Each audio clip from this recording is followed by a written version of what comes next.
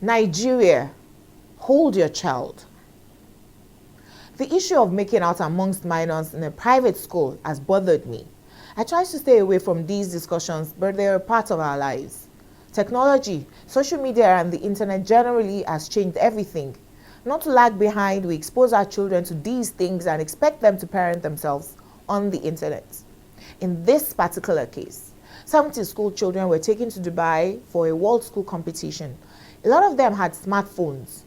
So they are not accused of harassment. Their teachers put the children in rooms all by themselves. Eventually, a game of truth or dare happened and they got into sexual acts. The female involved is 10 years old. She has a Likey page and said they discovered truth or dare on TikTok. How do minors get on social media? I think it's incompetent parenting.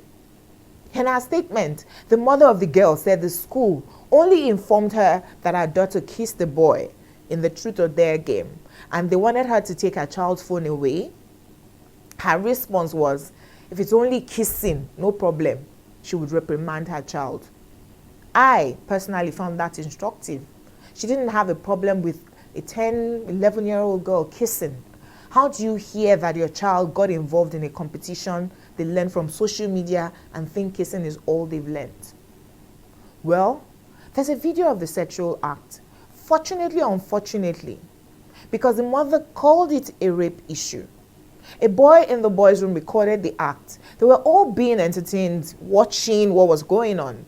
There are claims the girl had been flirting with them since they got on their flight to Dubai. Her Likey page is indeed flirtatious for a 10-year-old. She looks like someone may have tampered with her childhood. The father found out what happened. He threatened to burn down the school. This is a normal reaction of an aggrieved parent. But was he ignorant his daughter was already on social media?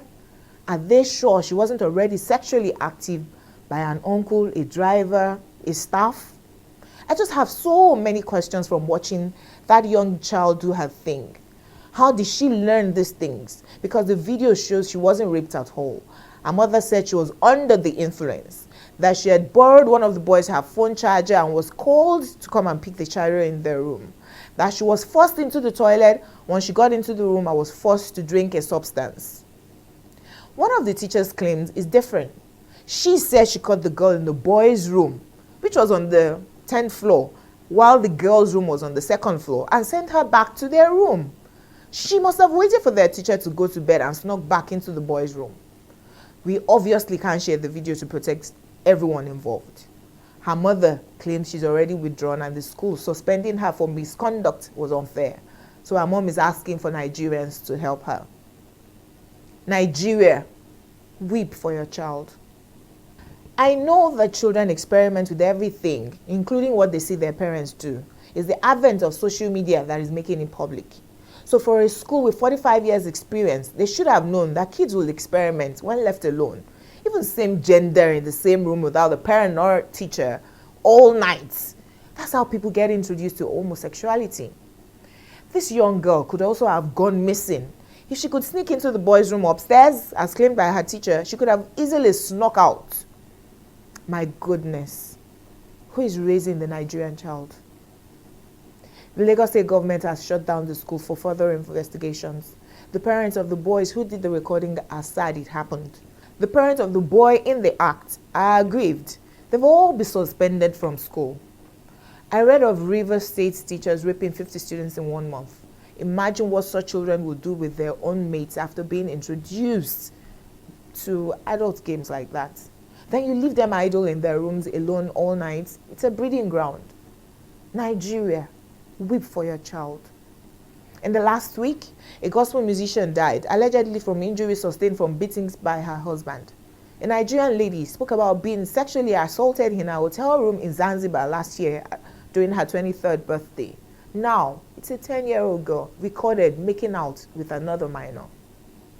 We have to be more deliberate as parents, guardians, chaperones, and even teachers. The world today is fast.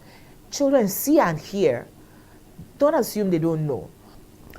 Social media is agog with the news of this development, and it saddens all of us that, again, this particular school is in the news.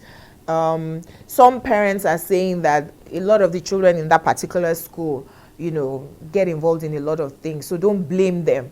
But again, if you've taken them away from their parents on holiday somewhere else, the responsibility, the onus of taking care of those children is on you.